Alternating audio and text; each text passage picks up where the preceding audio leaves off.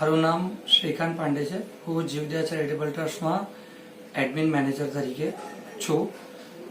ઉત્તરાયણનો પર્વ આવી રહ્યો છે, તો ઉત્તરાયણના પર્વ દરમિયાન પતંગની દોરીથી ઘણા બધા પક્ષીઓ ઘાયલ થઈને સારવાર માટે જીવદયા ચેરિટેબલ ટ્રસ્ટમાં લાવવામાં આવે છે અને ઘણી બધી સંસ્થાઓ આની માટે કામ કરે છે. જીવદયા ચેરિટેબલ ટ્રસ્ટ પણ આની માટે કાર્ય કરે છે, જેમાં અમને સતત ને સતત વોલેન્ટિયરની જરૂર પડતી હોય છે. અહીંયા વોલેન્ટિયર તરીકે જોડાવા માટે આપ અમારા જીવદયા ચેરિટેબલ ટ્રસ્ટના પેજ પર જઈને રજીસ્ટ્રેશન કરાવી શકો છો. જ્યારે વોલેન્ટિયર અહીંયા જોડાય ત્યારે એમને ખાસ પ્રકારની તાલીમ આપવામાં આવે છે, જેની અંદર પક્ષી કઈ રીતે હેન્ડલ કરવું, એની કઈ રીતે કેર કરવી અને સતત ને સતત જ્યારે પક્ષીની સારવાર થાય એના પછી ફોલોઅપ દરમિયાન પણ વોલેન્ટિયરની જરૂર પડતી હોય છે. સો આપ વોલેન્ટિયર રજીસ્ટ્રેશન કરી શકો છો ઓર સંસ્થાનો સંપર્ક કરી શકો છો. મારું નામ ડોક્ટર મહિપેન્દ્રસિંહ પરમાર છે. હું છેલ્લા 2 વર્ષથી જીવદયામાં એઝ અ વેટનરી ફિઝિશિયન તરીકે ફરજ બજાવું છું. હવે ઉત્તરાયણની વાત કરીએ તો ઉત્તરાયણમાં સૌથી વધારે પક્ષીઓ, ઘવાયેલા પક્ષીઓ સિટી વિસ્તારમાંથી આવે છે. હવે ટોટલ જાન્યુઆરી મહિનામાં 4000 જેટલા પક્ષીઓ અને અહીંયા સારવાર અર્થે આવે છે, જેમાં સૌથી વધારે જોવા જઈએ તો 2 થી 3000ની સંખ્યામાં કબૂતર આવે છે. ત્યારબાદ સમણી, પોપટ, કાગડા જેવા વિવિધ પક્ષીઓ અહીંયા સારવાર માટે આવે છે.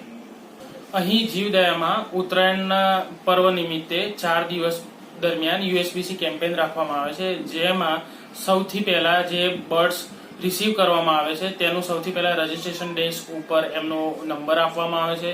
ત્યારબાદ એમનો વેઇટ કરવામાં આવે છે. પછી તેમને વેઇટિંગ એરિયામાં રાખવામાં આવે છે. ત્યારબાદ એમને ફર્સ્ટ એડ કિટમાં બધા જ નોર્મલ ઘા કઈ જગ્યાએ થયા છે, શું થયું છે, કોઈ માંજાની દોરીથી ઈજા થયેલી છે, શું છે, ત્યારબાદ તેમને ફર્સ્ટ એડ અને મેડિકેશન આપી અને ત્યાં ફર્સ્ટ એડ ટેબલ પરથી એમને ડિસાઇડ કરવામાં આવે છે કે કયા પક્ષીને ઓપરેશનની જરૂર છે અને કયા પક્ષીને માત્ર દવાના ઉપરથી થઈ જાય. ત્યારબાદ ઓપરેશન વાળા પક્ષીઓને ઓપરેશન કરી અને રિકવરી એરિયામાં રાખીને ત્યારબાદ ફોલોઅપ માટે અહીંયા જે ઇન્ડોર ફેસિલિટીઝ છે ત્યાં રાખવામાં આવે છે. જો આ ઉત્તરાયણના પર્વ દરમિયાન તમારા ઘરની આસપાસ કોઈ ઘવાયેલ પક્ષી તમને જોવા મળે તો સૌથી પહેલા એને એકવાર દૂરથી ઓબ્ઝર્વ કરી અને પછી લાગે કે પક્ષી ઓકે છે, સ્ટેબલ છે, ત્યારબાદ તેને કોઈ એક અંધારા બોક્સમાં કે બાસ્કેટમાં રાખવાનું. ત્યારબાદ એ પક્ષીને શાંત થવા દેવું, તેના ઉપર પાણીનો છંટકાવ કે એવું કરવું નહીં. બોક્સમાં રાખ્યા બાદ તેને એક બાઉલમાં કે એમાં દાણા અથવા પાણી આપવું. ત્યારબાદ જોવું કે જો પક્ષી દાણા અને પાણી લે છે, પછી જો તમને એને ઉપર છલ્લો કે કોઈ એવો સુપિરિયર ઘાવ દેખાય તો એના પર બ્લડ આવતું હોય તો તમે બેન્ડેજિંગ ને કરી શકો છો અને ત્યારબાદ તુરંત તમારા નજીકના એરિયામાં જ્યાં પણ કંઈ બર્ડ કેમ્પ હોય કે જ્યાં સારવાર હોય તો ત્યાં તમે વહેલી તકે એને પહોંચાડી શકો છો. Hi, I'm Gauri Nair. I'm a student. I'm a volunteer here at Jivdaya charitable trust और मैं इधर ऑलमोस्ट 2 साल से काम कर रही हूँ एज अ वॉलंटियर.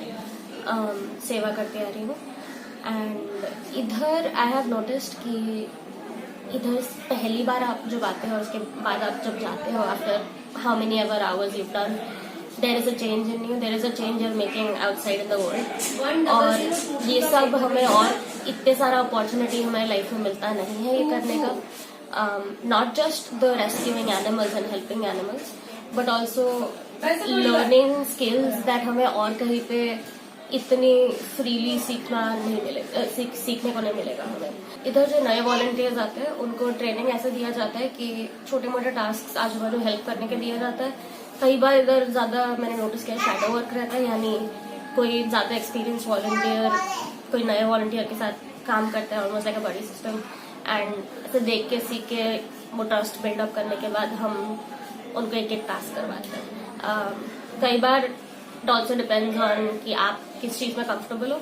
तो अगर आपको क्या बोलते हैं एनिमल्स से एकदम डायरेक्टली काम करना नहीं पाए तो कई बार आप हमें पीछे एडमिन वर्क वगैरह में भी हेल्प कर सकते हैं एज अ वॉलंटियर.